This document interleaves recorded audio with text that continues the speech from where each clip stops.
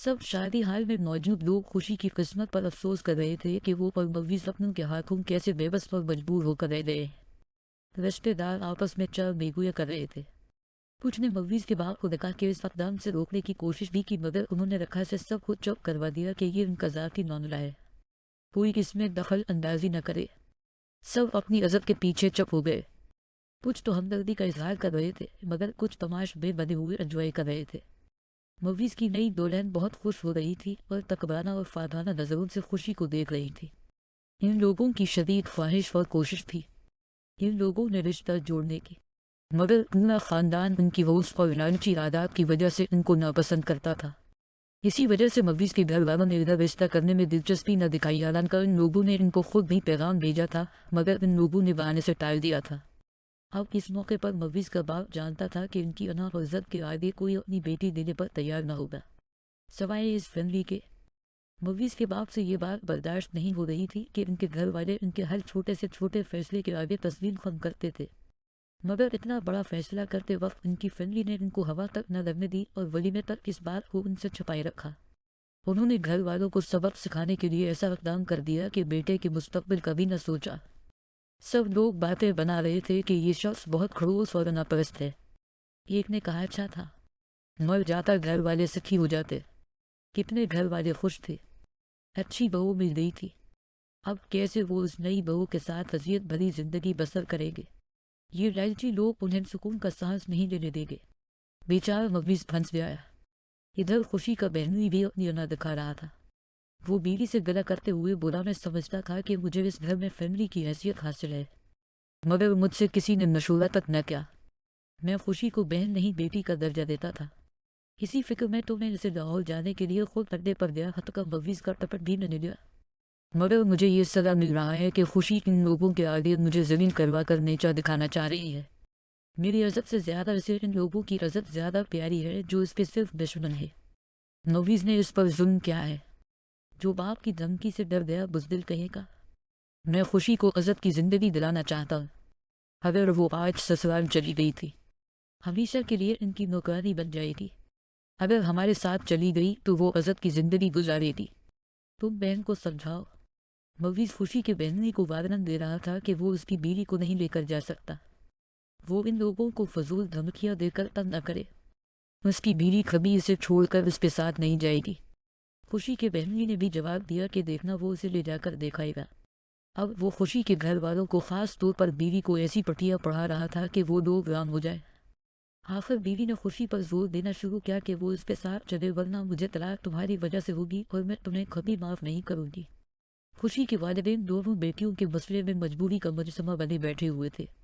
इनकी समझ में नहीं आ रहा था कि थोड़ी देर पहले वो बेटी और दामाद को खुश देखकर उसकी तरफ से मुतमन और खुश हो रहे थे, मगर थोड़ी देर के बाद काया ही पलट चुकी थी। बेटी की खुश पसंदी बदपसंदी में बदल चुकी थी। मवीज का बाप, जो खुशी की खूबियों का अंदर से दिल से मातरफ था, वो जानता था कि बेटा खुशी के साथ बहुत खुश है और वो उसके और घर वालों के लिए रहमत बनकर आई थी। वो उसे खोना भी नहीं चाहते थे। इन लोगों के बारे में भी जानते थे कि वो लोग लालची है, मगर उस वक्त अना की तस्कीन का सबक वही लोग बन सकते थे। उनसे ये बात हजम नहीं हो रही थी कि आखिर उनके घर वालों ने उनके ऊंचे बड़े इतने बड़े फैसले की जुर्रत कैसे कर ली। फिर सारे खानदान के सामने खुशी के बहनी ने सारी हकीकत खोल कर रख दी, जिससे उनको खानदान वालों के सामने सबकी महसूस हुई और ये शर्मिंदगी हुई कि खानदान वाले क्या सोच रहे होंगे कि घर में उनकी कोई अहमियत ही नहीं है, जो घर वाले उनके इल्म में लाए बगैर खुद ही निकाह करके लाए। अब उन्हें खानदान वालों पर यह बावर कराना था कि घर वाले उनके फैसले के महताज हैं और घर में सिर्फ उनका हुक्म चलता है। होटल का वक्त खत्म हो गया था। वेटर बर्तन समेट रहे थे। दिन का वलीमा था। खुशी की समझ में कुछ नहीं आ रहा था कि वो क्या करे। उसने बाप से पूछा कि वो क्या करे। ससुर ने मवीज से कहा, खुशी को बता दो कि अगर वो आज हमारे साथ न गई तो इस घर के दरवाजे इस पर हमेशा के लिए बंद हो जाएंगे। वो खुशी के बहनी से भी हार मानना नहीं चाहते थे, जो उन्हें भी बावर करवा रहा था कि आपका हुक्म अपने घर वालों पर चलता है और मेरा हुक्म मेरे घर वालों पर। वो उसकी किस बात पर पहलू बदल कर रह गए। खुशी की बहनी ने बाहर निकलते हुए बीवी को वार्निंग देते हुए कहा कि अगर खुशी तुम्हारे साथ 5 मिनट में न आई तो मैं 3 लफ्ज बोलने में 3 मिनट भी नहीं लगाऊंगा। अब देखता हूं तुम्हारी बहन तुम्हारा घर उजाड़ती है या बचाती है। खुशी की बहन खुशी को कोसने लगी कि हमारे साथ चलने में तुझे तलाक तो नहीं हो जाएगी। بعد میں سب ٹھیک ہو جائے گا، مگر نویز کے ساتھ جانے پر میرا گھر گزر جائے گا۔ باپ نے بھی خوشی کو کہا بہتر یہی ہے کہ تم اس وقت موقع کی نزاکت کو سمجھتے ہوئے ہمارے ساتھ چلو۔ خوشی نے مویز کی طرف دیکھا۔ مویز کی آنکھیں نم تھی۔ ساس اور مویز کی بھابھی لپک کر اسے روکنے کی کوشش کرنے لگی کہ وہ ویسے ہی دھمکا رہا ہے، تم ہمارے ساتھ چلو۔ مگر خوشی نے کہا پلیز مجھے ایک بار جانے دے، ویسے بھی ابھی آپ کے گھر اور مویز کے کمرے میں اب میری جگہ نہیں رہی، ان دونوں کو نہ زندگی انجوائے کرنے دے۔ ساس اس کی اس بات سے لاجواب ہو کر نظریں چلانے لگی۔ اس نے ایک نظر مویز کے اجڑے ہوئے چہرے کی طرف دیکھا۔ اس کی آنکھوں میں درد کا سمندر تھا اور چہرے پر بےبسی۔ اس کی الجھا بھری نظریں اسے روک رہی تھی، مگر خوشی تقریباً دوڑتی ہوئی بہن سے بولی چلو، اور تیزی سے بغیر کسی کی طرف دیکھے بغیر ملے باہر نکل گئی۔ بہن کا چہرہ کھل گیا۔ جب خوشی کی بہنی نے خوشی کو اپنی طرف آتے دیکھا تو فاتحانہ مسکراہٹ اس کے چہرے پر پھیل گئی۔ اس نے گاڑی موڑتے ہوئے ایک تنزیہ نظر مویز کی طرف دوڑائی۔ وہ اور اس کا باپ اسے دیکھ کر نظریں چلانے لگے۔ خوشی نے دور سے مویز کی گاڑی کو جاتے دیکھا۔ درد سے اس کے سینے میں ایک ہوپ سی اٹھی۔ وہ اپنے آنسوؤں کی برسات کو نہ روک سکی، ماں نے بڑھ کر اسے گلے سے لگا لیا۔ وہ ہچکیوں سے رونے لگی۔ سوائے خوشی کے بہنوئی کے سب رو رہے تھے۔ اس کی ننھی معصوم بھانجی اس سے رونے کا سبب پوچھ رہی تھی۔ دوسرا بچہ بہن کی گود میں سونے کی کوشش کر رہا تھا۔ بہنوئی اسے جھوٹی تسلیاں دے رہا تھا، مگر وہ کچھ سننے کے موڈ میں نہ تھی۔ سارے راستے وہ اپنی بڑکیں مارتا رہا کہ میں تمہارے لیے یہ کروں گا اور وہ کروں گا۔ بیوی اس کی باتوں سے خوش ہو کر اسے تسلی دے رہی تھی کہ جب تک تمہارے شفیق مہربان بھائی جیسے بہنوئی موجود ہے تمہیں فکر کرنے کی ضرورت نہیں۔ وہ شوہر کی صفائیاں پیش کرتی گئی۔ جواب میں سب خاموش رہے، کیونکہ وہ سب اس وقت درد کی شدید گھڑی سے گزر رہے تھے۔ خوشی سوچ رہی تھی کہ وہ کیسے سسر اور بہنوئی کی انا کی دین چڑھ گئے۔ ان دونوں کو تو کوئی فرق نہیں پڑا، مگر اس کی دنیا اجڑ گئی۔ وہ بہت سمجھدار تھی، سب کی نیتوں کو خوب سمجھتی تھی، مگر بے بس تھی۔ ماں باپ کے دکھی چہرے کو دیکھ کر خون کے آنسو رو رہی تھی۔ اس کی ماں سوچ رہی تھی کہ کیسے اس کا اچانک گھر بسا اور اچانک ہی اجڑ گیا۔ کاش وہ شادی پر ہی نہ ہوتی۔ گھر پہنچ کر سب خاموشی سے اپنے اپنے کمرے میں چلے گئے۔ خوشی والدین کے لیے دودھ گرم کر کے لا۔ دونوں کو زبردستی دودھ پلایا اور دوائی کھلائی۔ وہ لوگ اسے دائیں دینے لگے، روتے ہوئے بولے بیٹا صبر کرنا۔ وہ ان کو چپ کراتے ہوئے بولی اب کوئی نہیں دبے گا، بس آپ لوگ مجھے جات کی اجازت دے دے۔ ایک تو میرا دل بھی بیدار رہے گا اور میں بزی بھی رہوں گی۔ شادی پر جانے سے پہلے مجھے ایک اچھے اسکول سے آفر آئی تھی۔ باپ نے بھرائی ہوئی آواز میں کہا بیٹی جو مرضی کرو، میں ہر فیصلے میں تمہارے ساتھ ہوں۔ چند دنوں کے بعد خوشی کے والد نے اچانک داماد کو کسی سے فون کرتے سنا تو دنگ رہ گئے۔ انہوں نے فوری طور پر ایک فیصلہ کر لیا۔ خوشی کا اسکول کافی گھر سے دور پڑتا تھا۔ باپ نے اپنے پرانے نیلے دار کی مدد سے وہاں قریب ایک چھوٹا 3 مرلے کا گھر خریدا۔ داماد اپنے کام کے سلسلے میں اکثر گھر سے باہر کچھ دنوں کے لیے جاتا رہتا تھا۔ اس موقع کا انہوں نے فائدہ اٹھایا اور ایک حصہ اپنا اور بیوی کا رکھا۔ باقی 2 حصے کیے اور دونوں بیٹوں کے نام پر ان کے اکاؤنٹ میں اس گھر کو بیچ کر جمع کروا دیے اور کسی کو کچھ بتائے بغیر وہاں شفٹ ہو گئے۔ بڑی بیٹی کو باپ نے بتانے سے منع کیا تھا، مگر پھر بھی اس سے رہا نہ گیا اور جب شفٹ ہو گئے تھے تو اس نے شوہر کو سب بتا دیا۔ اسی وقت یہ لوگ شفٹ ہوئے تھے۔ وہ سن کر فوراً پہنچ گیا اور گردنے چلانے لگا، بیوی پر بھی چڑھایا۔ خوشی کے باپ نے کہا میں نے تمہارے ساتھ کچھ غلط نہیں کیا، اپنی جائیداد بیچی ہے اور بیٹی کو شرعی حصہ دے دیا ہے۔ اگر تم نے ہمارے ساتھ رہنا ہے تو رہو اور امن سے رہو۔ میری بیوی بیمار ہے، ہم پہلے ہی پریشان ہیں۔ تم نے ہماری بیٹی کو سسرال جانے نہیں دیا، وہ وہاں جاتی رہتی تو حالات بہتر ہوتے جاتے، کیونکہ یہ وہاں سب کی پسندیدہ بہو تھی۔ اب ہم مزید تمہاری حکومت اپنے اوپر برداشت نہیں کر سکتے۔ تم اب ہمارے ساتھ نہیں رہ سکتے، اپنی فیملی کو لے کر چلے جاؤ یہاں سے۔ وہ اب بیبسی سے بیوی کو دیکھنے لگا۔ بیوی چلا کر بولی جہاں میرے شوہر کی عزت نہیں میں وہاں نہیں رہوں گی۔ اس کا سامان ابھی پیک تھا۔ باپ نے محلے کے چند لڑکوں کو بلا کر ان کا سامان گھر سے باہر نکال کر رکھ دیا اور انہیں نکال کر دروازہ لاک کر دیا۔ خوشی کچھ بولنے لگی مگر باپ نے اشارے سے منع کر دیا۔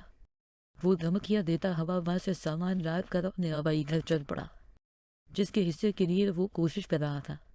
بھائیوں نے اسے دے کر اس سے جان چھڑائی۔ خوشی کا اسکول یہاں سے کافی نزدیک تھا، پڑوسی بھی بہت اچھے تھے۔ باپ نے انہیں سب سچائی بتا دی۔ وہ بہت افسوس کرنے لگے اور ان کا ساتھ دینے لگے۔ اسی پڑوس کی ایک ٹیچر بھی اپنی گاڑی میں جاتی تھی۔ خوشی اس کے ساتھ جانے لگی، دونوں اچھی دوست بن گئی۔ خوشی کے باپ نے کہا بیٹی تم اپنے شوہر کو فون کر کے اس کے ساتھ چلی جاؤ۔ خوشی نے جواب دیا نہیں، ابا جان بیٹا ان کی شادی شدہ زندگی کو ڈسٹرب نہیں کرنا چاہتی، ورنہ ہم تینوں کی زندگی بے سکون ہو جائے گی۔ ماں بیٹی اور نواسی نواسے کو یاد کر کے روتی۔ آخر خوشی نے باپ کو ان سے راضی ہونے پر منا لیا۔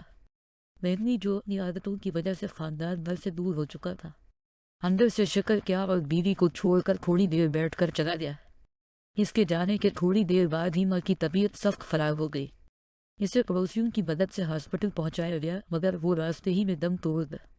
خوشی اور اس کے گھر والوں پر قیامت گزر گئی۔ پڑوسیوں نے بہت ساتھ دیا۔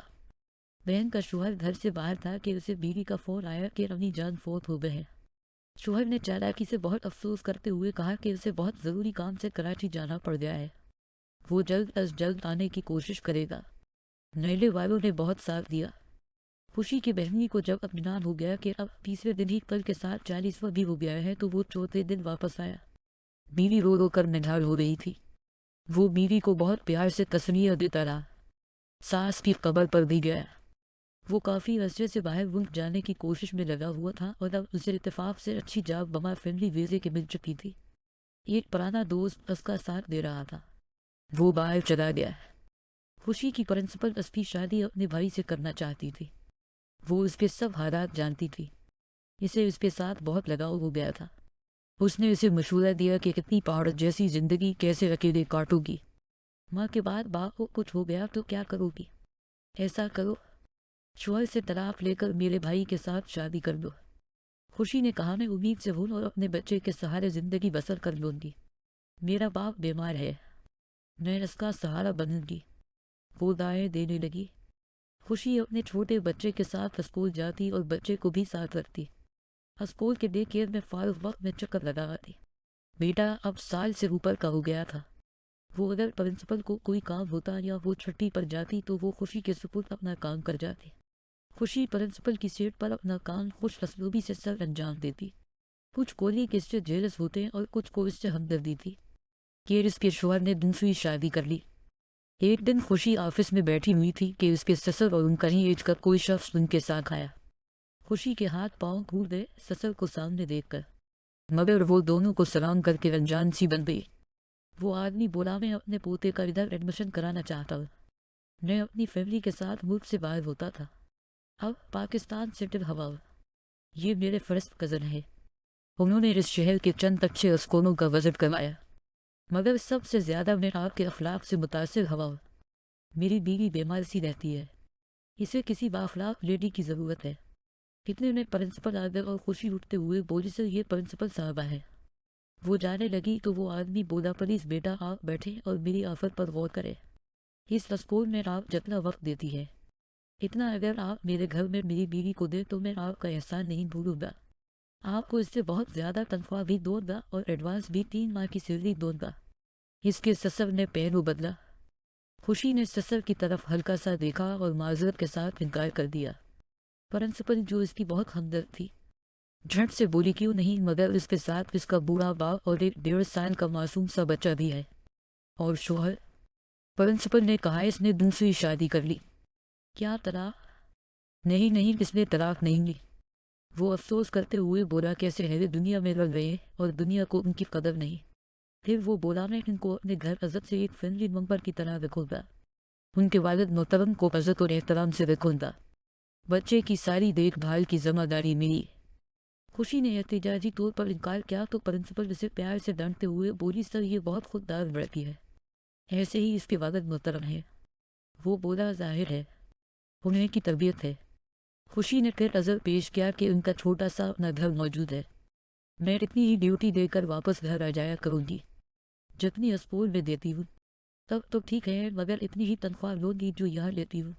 ہو سکتا ہے آپ کی واہف کے معیار پر پوری نہ تو۔ وہ بولا چلو بیٹا آپ آؤ تو صحیح، پھر دیکھتے ہیں۔ اگر میری واہف آپ سے خوش نہ بھی ہوئی تو میں آپ کو اپنی بیٹی کی طرح رکھوں گا۔ میری کوئی بیٹی نہیں ہے، 2 بیٹے ہیں، ان کو بہن مل جائے گی۔ ایک شادی شدہ ہے اور ایک بیٹی اور ایک بیٹے کا باپ ہے۔ آپ ان بچوں کو پڑھانے کا کام کر لینا۔ خوشی پھر بولی سر میں اپنے والد صاحب سے پہلے پوچھ لوں اگر انہوں نے اجازت دی تو۔ پرنسپل بولی اتنی اچھی آفر ہے، میں اس کے والد محترم سے اجازت دلوا دوں گی۔ کچھ ویسا آپ اس کا ورک دیکھیں، پھر اس کے والد صاحب کی آفر دیکھ لیں گے کہ کیا حالات ہوتے ہیں، آپ کے گھر والوں کا رسپانس کیا ہے۔ وہ بولا ٹھیک ہے، میں کل دوبارہ آؤں گا اور ان کے والد صاحب سے بھی ملاقات کروں گا۔ وہ اٹھ کر چلے گئے تو خوشی جو اداس تھی اور سوچوں میں گم تھی روتے ہوئے پھٹ پڑی۔ بولی آپ نہیں جانتی، ساتھ والے میرے سسر تھے۔ پرنسپل حیرت سے چیخی اور جوش سے بولی پھر تو ان کو سبق سکھانے کا اچھا موقع ہے، اس نافل کو ٹھکرانا نہ۔ وہ آہستہ سے غمزدہ لہجے میں بولی مغویز اور اس کے گھر والے مجھ تک پہنچ جائیں گے، ایسا نہ ہو کہ وہ مجھ سے میرا بچہ چھین لے۔ وہ منت بھرے لہجے میں بولی نیم پلیز مجھے بچا لے، میں کل نہیں لاؤں۔ پرنسپل بات کاٹتے ہوئے بولی اب ایسا کچھ نہیں ہوگا، ان کا رشتہ دار جو تمہیں لے کر جانا چاہتا ہے وہ سرور ہے معاشی طور پر، اس لیے میں اسے خود ساری سچائی بتا دوں گی اور حفاظت کا وعدہ لوں گی۔ تم بس فکر نہ کرو، اب تمہارے اچھے دن آنے والے ہیں۔ تمہارا سسر اسی لیے مجھے کچھ بے چین سا لگ رہا تھا، اسے ہو سکتا ہے پوتے سے لگاؤ ہو جائے اور تمہارے بچے کو باپ اور ددیال کا پیار بھی مل جائے جو اس کا حق ہے۔ تم اپنی انا اور خوشی کے لیے اپنے بیٹے کو اس کے جائز رشتوں سے دور مت کرنا۔ بن باپ کے بچے اکثر احساس محرومی کا شکار ہو جاتے ہیں۔ مویز کا باپ سارا راستہ خاموش رہا۔ مدیر صاحب نے پوچھا یار کیا بات ہے، تم اتنے خاموش کیوں ہو؟ مویز کے باپ نے اداس لہجے میں کہا یار گاڑی کسی کیفے میں لے چلو، مجھے تم سے کچھ ضروری بات کرنی ہے۔ وہ حیرت سے دیکھ کر بولا تم ٹھیک ہو، خیریت ہے؟ وہ بولے تم چلو پھر بتاتا ہوں۔ مدیر صاحب نے گاڑی ایک ساحل پر روک لی اور کہا جو بات ہے ادھر ہی بتاؤ، پبلک پولیس پر نہیں۔ مویز کے باپ نے اسے ساری کہانی کیا سنائی۔ وہ سن کر کافی حیران ہوا۔ مدیر صاحب نے کہا تم بہت ظالم انسان ہو، اگر تم میرے بچپن کے دوست اور رشتے دار نہ ہوتے تو میں تم سے اس بات پر ناتا ہی توڑ دیتا۔ وہ روتے ہوئے بولے یار ہم جیسے انا پرست اور گھمنڈی مرد ہمیشہ اپنے خاندان والوں کے لیے مصیبت کا باعث ہی بنے رہتے ہیں۔ ہم لوگوں کی قسمت بھی اچھی ہوتی ہے کہ بیوی بچے دبے ہوئے اور حکم کے پابند ہوتے ہیں۔ ہم ان کی فرمان برداری سے خوش ہونے کی بجائے الٹا خود بھی ناخوش رہتے ہیں اور ان کی خوشیوں پر بھی پابندی عائد کر دیتے ہیں۔ ان کی فرمان برداری سے ہمارے انا کے جذبے کو تو تقویت ملتی ہے، مگر اندر سے ہم پچھتاوے کی آگ میں جلتے ضرور ہیں مگر جھکنا نہیں چاہتے، نہ ہی ہار ماننے کو تیار ہوتے ہیں۔ مدیر صاحب نے پانی کی بوتل اسے پکڑاتے ہوئے کہا ویسے تو تم بہن کے قابل نہیں ہو، مگر کیا کروں تمہارا رونا انسانیت کے ناطے دیکھا نہیں جا رہا۔ وہ ہچکیوں سے رونے لگے اور بولے میں نے اپنے بیٹے کو ایسے دلدل میں پھنسا لیا ہے کہ اس سے نکلنا اس کے لیے بہت مشکل ہے۔ جب سے بیٹے کی دوسری شادی کی ہے وہ اداس رہتا ہے، ایک روبوٹ کی طرح اپنے رشتے کو دبا رہا ہے۔ گھر والوں نے تو اس کے ساتھ قسمت کا لکھا سمجھ کر اسے قبول کر لیا ہے، مگر میں بے سکون ہوں۔ اولاد بھی بیٹے کی نہیں ہے، جبکہ میرا پوتا ہے جسے میں بدنصیب نہ مل سکتا ہوں، نہ ہی پاس رکھ سکتا ہوں۔ مدیر صاحب نے کہا اس کا آسان حل یہ ہے کہ تم خوشی اور اس کے باپ سے معافی مانگ لو اور عزت سے اپنے گھر لے چلو۔ مجھے امید ہے کہ وہ ماں بیٹی بہت نرم دل رکھتے ہیں، ضرور معاف کر دے گے۔ مویز کے باپ نے دکھی لہجے میں کہا وہ تو شہید معاف کر دے، مگر میری دوسری بہو میرے بیٹے پر بہت شک کرتی ہے، لڑتی جھگڑتی ہے۔ اسے یہ بھی وہم رہتا ہے کہ شاید وہ اپنی پہلی بیوی سے رابطے میں ہے اور اس سے ملتا جلتا ہے۔ جب حقیقت میں سامنا ہوا تو اس کا رد عمل کیا ہوگا؟ وہ تو پہلے ہی سب کو بے سکون رکھتی ہے اور زیادہ سب کا جینا حرام کر دے گی۔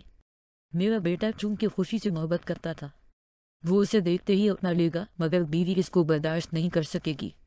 چلو کل دیکھتے ہیں کیا کرنا ہے، ابھی گھر چلتے ہیں۔